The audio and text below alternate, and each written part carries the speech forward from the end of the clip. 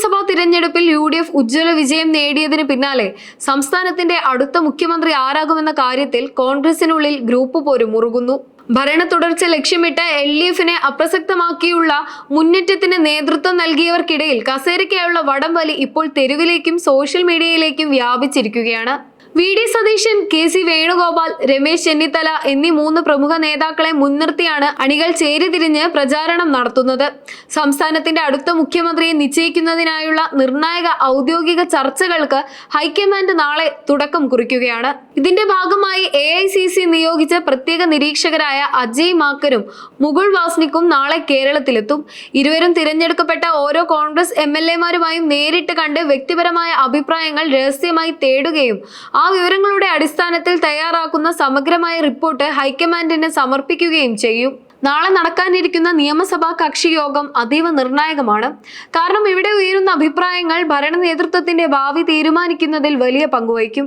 അതേസമയം മുതിർന്ന നേതാവ് രമേശ് ചെന്നിത്തല ഇപ്പോൾ ഡൽഹിയിൽ ക്യാമ്പ് ചെയ്ത് ഹൈക്കമാൻഡ് നേതൃത്വവുമായി നിരന്തര ചർച്ചകൾ നടത്തി വരികയാണ്. മഹാരാഷ്ട്ര DCC പുനഃസംഘടനയാണ് സന്ദർശനത്തിന്റെ ഔദ്യോഗിക ലക്ഷ്യമെന്ന് പറയപ്പെടുന്നുണ്ടെങ്കിലും കേരളത്തിന്റെ നിലവിലെ രാഷ്ട്രീയ സാഹചര്യങ്ങളും മുഖ്യമന്ത്രി സ്ഥാനത്തെക്കുറിച്ചുള്ള ചർച്ചകളും അദ്ദേഹം കേന്ദ്ര നേതൃത്വത്തെ കൃത്യമായി അറിയിക്കുമെന്നാണ് സൂചനകൾ. കേരളത്തിലെ മുഖ്യമന്ത്രി പദത്തെ ചൊല്ലി കോൺഗ്രസ് നേതാക്കൾക്കിടയിൽ നിലനിൽക്കുന്ന മത്സരം ഇപ്പോൾ അണികൾ ഏറ്റെടുത്തിരിക്കുകയാണ്. ഇത് സോഷ്യൽ മീഡിയയിലും വലിയ രീതിയിലുള്ള ഒരു കമന്റ് യുദ്ധത്തിന് തന്നെ വഴിതെളിച്ചിട്ടുണ്ട്. AICC നേതാവ് രാഹുൽ ഗാന്ധിയുടെ ഫേസ്ബുക്ക് പോസ്റ്റുകൾക്ക് താഴെ തങ്ങളുടെ പ്രിയപ്പെട്ട നേതാവിനെ മുഖ്യമന്ത്രിയാക്കണമെന്ന് ആവശ്യപ്പെട്ടുകൊണ്ട് അണികൾ നടത്തുന്ന കമന്റുകളുടെ പ്രവാഹം പാർട്ടിക്കുള്ളിലെ ആഭ്യന്തര ചേരിതിരിവ് വ്യക്തമാക്കുന്നു. ഇതിനു പുറമെ ഓഫ്ലൈൻ രാഷ്ട്രീയത്തിലും ഫ്ലെക്സ് യുദ്ധം സജീവമാണ്.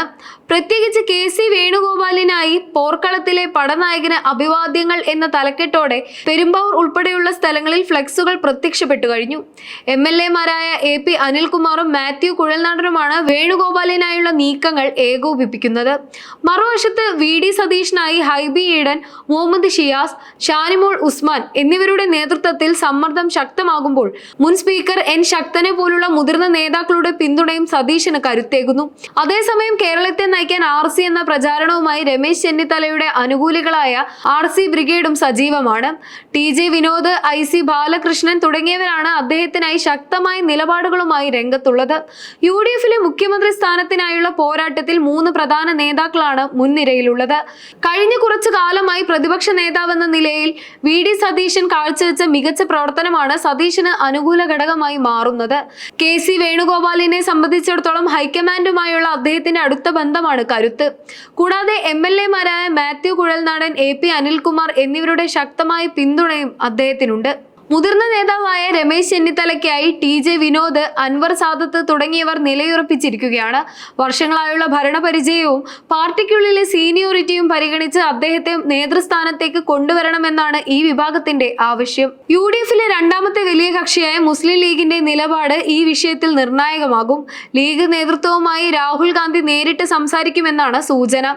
ഭരണത്തിൽ സുസ്ഥിരത ഉറപ്പാക്കുന്ന നേതാവ് വേണമെന്നാണ് ഘടകകക്ഷികളുടെ പൊതുവായ ആവശ്യം. A ഗ്രൂപ്പ് നിലവിൽ ഒരുമിച്ച് നിന്ന് തീരുമാനമെടുക്കാനാണ് നീക്കം നടത്തുന്നത്. MLAമാരുടെ എണ്ണത്തിലുള്ള മുൻതൂക്കം മുഖ്യമന്ത്രി സ്ഥാനത്തെ സ്വാധീനിക്കുമെന്നതിനാൽ ഓരോ ഗ്രൂപ്പും പരമാവധി അംഗങ്ങളെ ഒപ്പം നിർത്താനുള്ള അവസാനവട്ട ശ്രമത്തിലാണ്.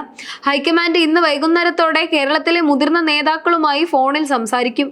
മല്ലികാർജുൻ ഖാർഗെയും രാഹുൽ ഗാന്ധിയും നേരിട്ട് ഇടപെടുന്നതോടെ വരും ദിവസങ്ങളിൽ സംസ്ഥാനത്തെ ഭരണ നേതൃത്വത്തിൽ വ്യക്തത വരുമെന്നാണ് പ്രതീക്ഷിക്കുന്നത്.